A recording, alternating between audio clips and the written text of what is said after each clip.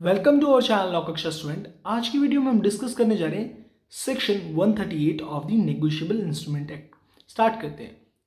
Section 138 of the negotiable instrument act is a penal provision that deals with the punishment of dishonor of check।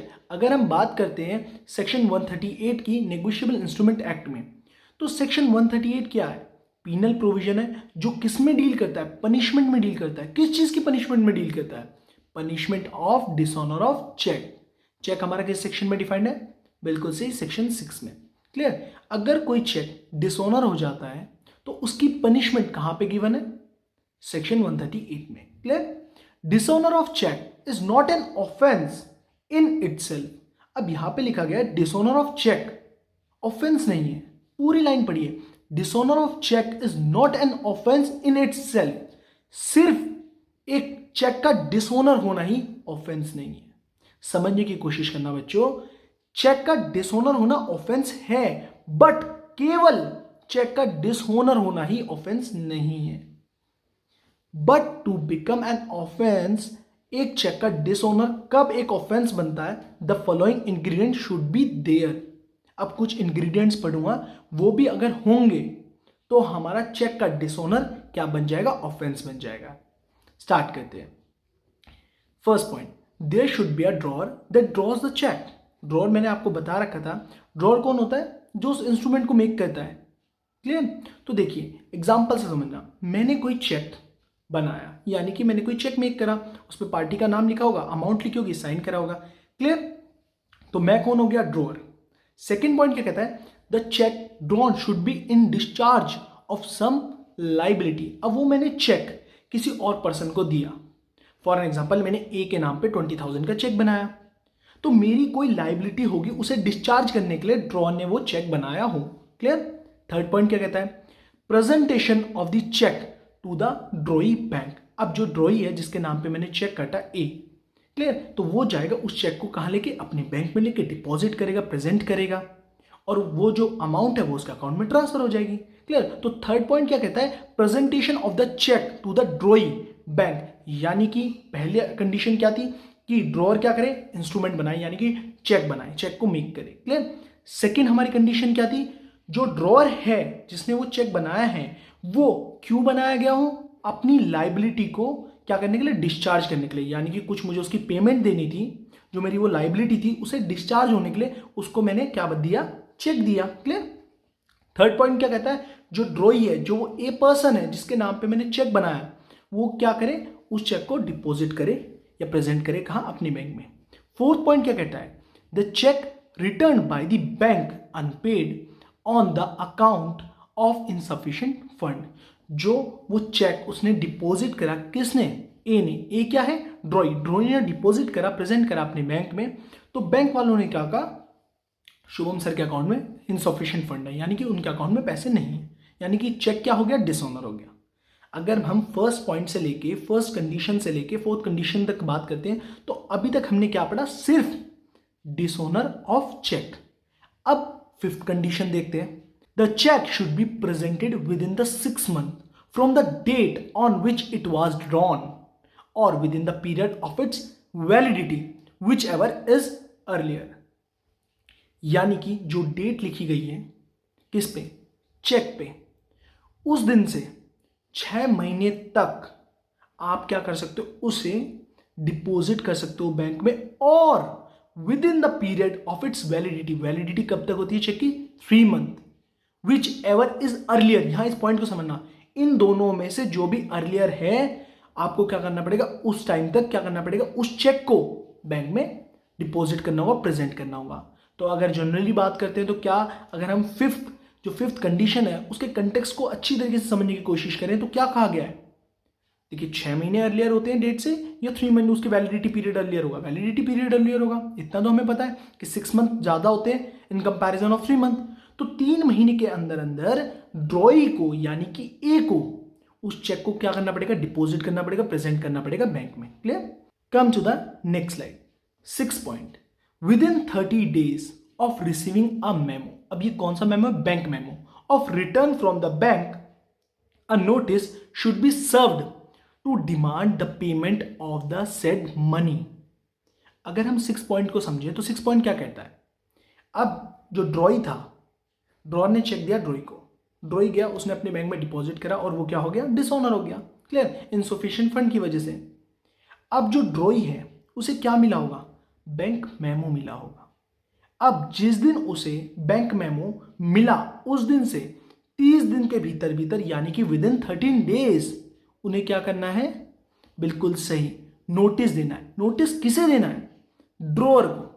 Drawer को पता चलना चाहिए, उन्होंने क्या करना है, नोटिस देना है। ड्रॉई ने क्या करना है, ड्रॉअर को नोटिस देना है कि आपका चेक डिसऑनर हो चुका है, आप उस अमाउंट को पे करिए। Clear. 7th point, the drawer fails to pay the said money within 15 days of the receipt of the said notice. अब ड्रॉअर के ऊपर क्या है, लाइबिलिटी आ जाती है कि 15 दिन तक उनकी क्या करनी है, ड्रॉई की पेमेंट करनी है। क्लियर। अब इसे पूरे को एक एग्जांपल से समझते हैं। ड्रॉअर कौन है, शुभम सर। ठीक है, अब ए पर्सन कौन हो गया, ड्रॉई हो गया। क्लियर। अब ड्रॉअर ने क्या करा, शुभम सर ने क्या करा, एक साइन दिया ए के नाम पे। क्लियर। और क्यों दिया है, कोई उन्हें क्या करनी थी, उनकी पेमेंट देनी थी, अपनी लाइबिलिटी को डिस्चार्ज करना था, उन्होंने 20,000 का चेक ए को दे दिया। ए गया, एक ने अपने बैंक में क्या करा, प्रेजेंट करा। क्लियर, वो डिसऑनर हो गया, इनसफिशिएंट फंड कि सर के अकाउंट में 20,000 भी नहीं है। क्लियर। अब वो चेक डिसऑनर हो गया। अब जो पर्सन है यानी कि जो ए है, ए को कब तक प्रेजेंट करना था वो चेक, जो मैंने डेट मेंशन करी है उसकी वैलिडिटी तक, मतलब जो चेक है उसकी वैलिडिटी डेट तक आपको क्या करना था, वो प्रेजेंट करना था। जैसे मैंने एक करी है यानी कि 1 Jan मैंने क्या करी, डेट में चेक में मेंशन करी है, तो 3 महीने तक क्या है, उसकी वैलिडिटी पीरियड है। क्लियर। अब वो चेक डिसऑनर हो गया। अब जो हमारे ए साहब हैं, ए साहब क्या करेंगे, उन्हें बैंक मेमो मिलेगा तो वो नोटिस देंगे किसे, शुभम सर को। ड्रॉअर को क्या करेंगे, नोटिस देंगे with in 30 days।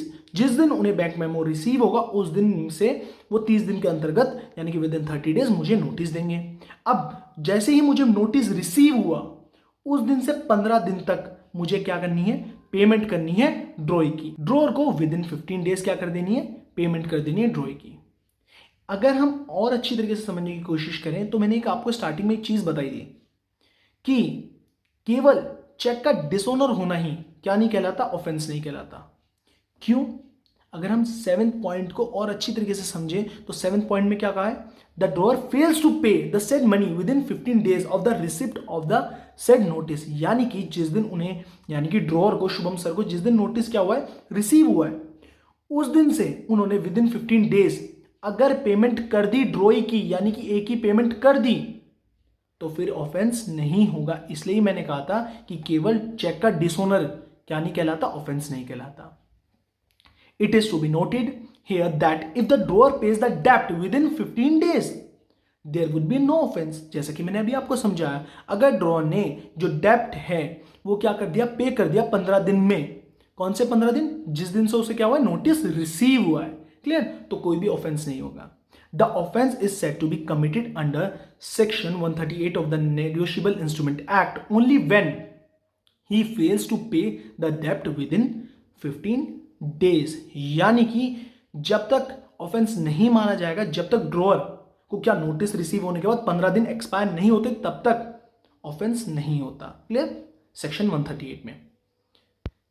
Such person shall be punishable. अब उसकी पनिशमेंट के बारे में बात करते हैं कि 15 दिन जो थे एक्सपायर हो गए, शुभम सर ने पेमेंट नहीं दी, तो उनकी पनिशमेंट उन्हें क्या मिलेगी, shall be punishable.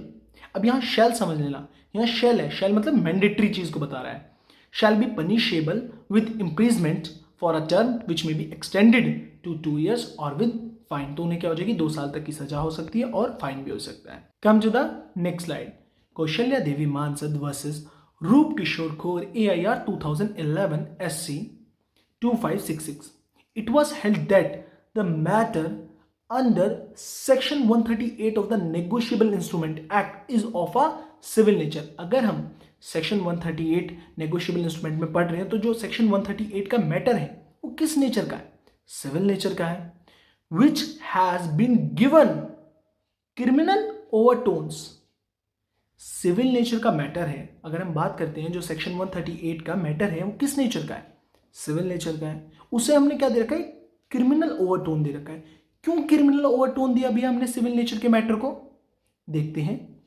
This has been done to give a rigid procedure for the recovery of the amount and sentence of imprisonment is there to give deterrent effect so as to ensure a sanctity and the effectiveness of the check. अगर हम कहते हैं जो हमारा matter है section 138 में वो civil nature का है, हमने उसे क्रिमिनल ओवरटोन क्यों दिया, उसका जो प्रोसीजर है हमने उसे एक रिजिड प्रोसीजर क्यों दिया, उस अमाउंट को जो चेक के अमाउंट है उसे रिकवर करने के लिए एक रिजिड प्रोसीजर क्यों प्रोवाइड करा हमने सेक्शन 138 में, क्योंकि लोग उस नेगोशिएबल इंस्ट्रूमेंट में यानी कि चेक के इफेक्टिवनेस पे क्या कर सके, बिलीव कर सके। अब समझते हैं इसे थोड़ी सी एग्जांपल से। देखिए हम सब पीपल क्या हैबिचुअल थे, हम क्या करते थे, कोई भी प्रोडक्ट लेते थे तो कैश देते थे। अब क्या किस चीज का इवोल्यूशन हुआ, नेगोशिएबल इंस्ट्रूमेंट्स आए यानी कि चेक आए। अब चेक क्या है, अ पीस ऑफ पेपर। आप किसी पेपर पे लिख के दे रहे हैं ए पर्सन को मैंने 50,000 रुपीज दे दिए और वो उसे 50,000 रुपए की तरीके से मान के भी रख लेता है, रिसीव कर लेता है और बैंक में जाता है, उसके बैंक में आ जाते हैं।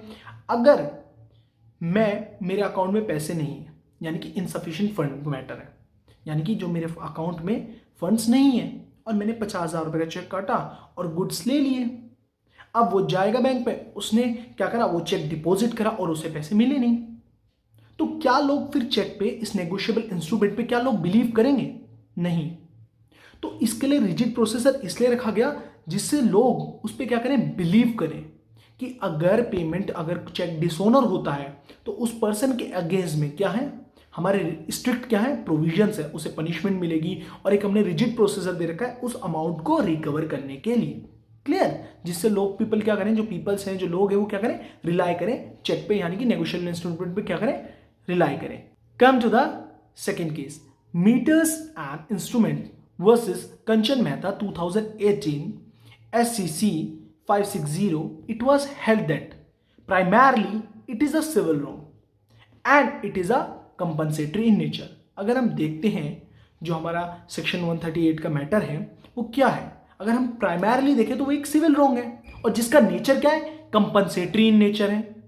So basically it is a trial which is criminal in nature of a matter. तो यहां पे हमें इस केस में 2018 का जो केस था, meters and instrument versus Kanchan Mehta 2080 case था, इसमें क्या हेल्ड हुआ था कि देखिए प्राइमरली देखते हैं तो जो हमारा सेक्शन 138 का जो मैटर है वो क्या है, एक सिविल रॉन्ग है और उसका नेचर क्या है, कंपनसेटरी नेचर है यानी कि कंपनसेशन वाला नेचर है।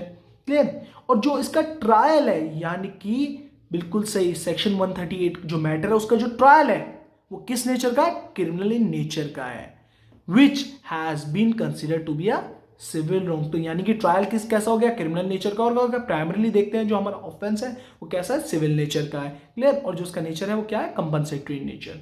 Come to the next slide. There is another mode of recovering the amount due under a check apart from filing complaint under section 138 of the negotiable instrument act. The other provision is order number 37 of CPC। अगर हम मानते हैं, मान लो कि 100 section 138 138 है ही नहीं हमारे negotiable instrument में, तो आप कैसे जो अमाउंट है चेक की वो रिकवर कैसे करेंगे, उसके लिए कोई और प्रोविजन है? बिल्कुल सही है प्रोविजन। कौन सा प्रोविजन है? ऑर्डर नंबर 37 ऑफ CPC, यानी कि ऑर्डर 37 हमारा CPC का क्या करता है, मदद करेगा रिकवर करने में अमाउंट जो ड्यू थी किस पे, ड्रॉअर पे। क्लियर? अनदर प्रोविजन कौन सा हमारा, order number 37। Come to the note. अब देखिए जो ये नोट में 3 पॉइंट है ना, ये काफी इंपॉर्टेंट है। कोई भी लॉ स्टूडेंट है तो प्लीज अपने आंसर्स में ये चीज जरूर मेंशन करें, क्योंकि टीचर ना समझ जाती है कि बच्चों को केस लॉज की भी नॉलेज है, कंसेप्ट भी समझा रहा है अच्छे से, तो अच्छे मार्क्स आने के ज़्यादा चांसेस रहते हैं। और जो हमारे कॉम्पिटिटिव स्टूडेंट्स हैं, लाइक जो भी प्रिपरेशन कर रहे हैं कॉम्पिटिटिव एग्जाम्स की लॉ से रिलेटेड, और उनका जो सब्जेक्ट है वो सब्जेक्ट नेगोशिएबल इंस्ट्रूमेंट के लिए प्रिपेयर कर रहे हैं, तो प्लीज़ इन्हें पढ़ के जाइए। कई बार क्वेश्चन पूछ लिया जाता है केस लॉ से या किसी भी कंसेप्ट से, तो ये 3 पॉइंट इन्हें ज़रूर पढ़ लेना। समझाता हूँ क्या ये 3 point. Demand for payment of the due amount by giving notice. अब ये चीज हमने कहाँ पढ़ी थी, सर ने पढ़ाया था जब आपको जो चेक मिला है आपने बैंक में डिपॉजिट करा, वो डिसोनर हो गया। बिल्कुल सही। तो बैंक आपको क्या देता है, मेमो देता है, उसे हम क्या कहते हैं, बैंक मेमो कहते हैं। अब उस मेमो को जिस दिन आप रिसीव करेंगे विद इन 30 डेज आपकी ड्यूटी क्या है, नोटिस देने की। किसे, ड्रॉअर को। किस चीज की नोटिस देनी है आपने, कि उस नोटिस में क्या चीज डिमांड करी है, अमाउंट डिमांड करिए जो ड्यू है किस पे, ड्रॉअर पे। क्लियर। तो वो जो टाइम पीरियड था, जो टेन्योर था, कितने दिन में आपको नोटिस देना उस पर्सन को, विद इन 30 डेज। ये समझा रखा सर ने। तो पढ़ते हैं, demand for the payment of the due amount by giving notice. Notice किसे देते हो, ड्रॉअर को, 30 days from the receipt of the memo from the bank. जिस दिन आपको बैंक से बैंक मेमो रिसीव करोगे उस दिन से विद इन 30 डेज आपकी क्या है, ड्यूटी है कि आप नोटिस देंगे ड्रॉअर को। किस चीज का, कि जो अमाउंट ड्यू है उसे आप क्या कर दो, पे कर दो। किस केस में हेल्ड हुआ था, Bodal Lal versus Krishna Kumar. Second, payment of डेप्ट बाय द ड्रॉअर। अब पेमेंट कब कर सकता है डेप्ट की ड्रॉअर, यानी कि डिसऑनर ऑफ चेक की बात कर रहे हैं। जब चेक डिसऑनर हो जाता है, जब उस पर्सन को यानी कि ड्रॉअर को नोटिस रिसीव होगा, तो उस दिन से वो 15 दिन के अंदर अंदर क्या कर देता है, पेमेंट कर देता है। तो वो चीज ऑफेंस नहीं होती है, सर ने पढ़ा रखा है, बिल्कुल सही। पेमेंट ऑफ डेप्ट by the drawer within 15 days from the receipt of the notice. ये चीज क्या करी, अभी मैंने आपको समझा दी। अब देखते हैं ये जो कंसेप्ट है 15 डेज वाला कंसेप्ट, यानी कि जो ड्रॉअर है वो डेप्ट के अमाउंट 15 डेज में सबमिट कर देगा। ये किस केस में हेल्ड हुआ था, बिल्कुल सही, K Bhaskaran versus Sankaran. Filing of the complaint. अब पर्सन कब फाइल कर सकता है कंप्लेंट, सर ने बताया था, चीजें मेरी ही याद करो, जो मेरी बताई हुई है ना वही पॉइंट याद करो। सर ने कहा था कोई भी ड्रॉई का चेक है अगर वो डिसऑनर हो जाता है, बैंक मेमो से रिसीव होगी, रिवाइज भी करवाना हो, बैंक मेमो से मिला, जिस दिन उसने बैंक मेमो रिसीव करा विद इन 30 डेज वो क्या करेगा, नोटिस देगा किसे, ड्रॉअर को। अब ड्रॉअर विद इन 15 डेज क्या करेगा, पेमेंट कर देगा, तो ऑफेंस नहीं होगा। अगर पेमेंट नहीं करी विद इन 15 डेज किसने, ड्रॉअर ने, तो क्या हो जाएगा, ऑफेंस हो जाएगा। तो यानी कि वो जो पर्सन है, जो ड्रॉअर है, वो क्या हो जाएगा, लाइबल हो जाएगा। Under which section, under section 138 of the NI act, यानी कि नेगोशिएबल इंस्ट्रूमेंट एक्ट। तो जब वो पर्सन, जब वो ऑफेंस हो जाएगा, वो पर्सन लाइबल हो जाएगा, तो हम क्या कर सकते हैं, कंप्लेंट कर सकते हैं। तो यानी कि जब आप विद इन 30 डेज नोटिस देंगे और ड्रॉअर क्या करेगा, विद इन 15 डेज पेमेंट नहीं देगा, तब आप क्या कर देंगे, कंप्लेंट फाइल कर सकते हैं अगेंस्ट दी ड्रॉअर। क्लियर। किस केस में हेल्ड हुई थी, Saket India limited versus Indian securities limited. एक बार रीड आउट भी कर लेते हैं। Filing of the complaints with in 30 days of the following days on which the 15th day of the notice period expires, excluding the 15th day. अब इस चीज को और समझना, एक्सक्लूडिंग द 15th डे का मतलब ये है कि देखिए आपने नोटिस दे दिया ड्रॉअर को, अब ड्रॉअर ने 15वें दिन, यानी कि 15वें दिन भी अगर आपकी पेमेंट कर दी तो ऑफेंस नहीं होगा। एक्सक्लूडिंग 15th डे का मतलब 15वें दिन को छोड़ने के बाद 16वें दिन आप क्या कर सकते हैं, उनके अगेंस्ट, यानी कि ड्रॉअर के अगेंस्ट क्या कर सकते हैं, कंप्लेंट फाइल कर सकते हैं। होपफुली डिसऑनर ऑफ चेक यानी कि सेक्शन 138 आपको अच्छी तरीके से मैं समझा पाया हूं। अगर अब भी कोई इश्यू आ रहा है, कोई प्रॉब्लम आ रहा है, कोई पॉइंट होता है कई बार नहीं समझ आ पाया, या आपको वो चीज़ मेरे समझाने से समझ नहीं आ रही है, तो प्लीज़ मुझे डीएम कर सकते हैं मेरे इंस्टाग्राम अकाउंट पे शुभम.2 लिंक डिस्क्रिप्शन में, कमेंट कर सकते हैं। वीडियो अच्छी लगती है, समझाना अच्छा लगता है, तो प्लीज़ ज़्यादा से ज़्यादा सपोर्ट दिखिए, ज़्यादा से ज़्यादा like, share, subscribe and also press bell icon for the new videos. Student bell icon को ज़रूर प्रेस करें, क्योंकि कोई वीडियोस ऐसी हैं जो अपलोड नहीं हुई है अभी तक और वो आपके लिए क्या हो, रेलिवेंट हो। प्लीज प्रेस बेल आइकन, जिससे आप सभी को उस वीडियो की क्या मिल सके, सबसे पहले नोटिफिकेशन मिल सके। Thank you so much, have a nice day.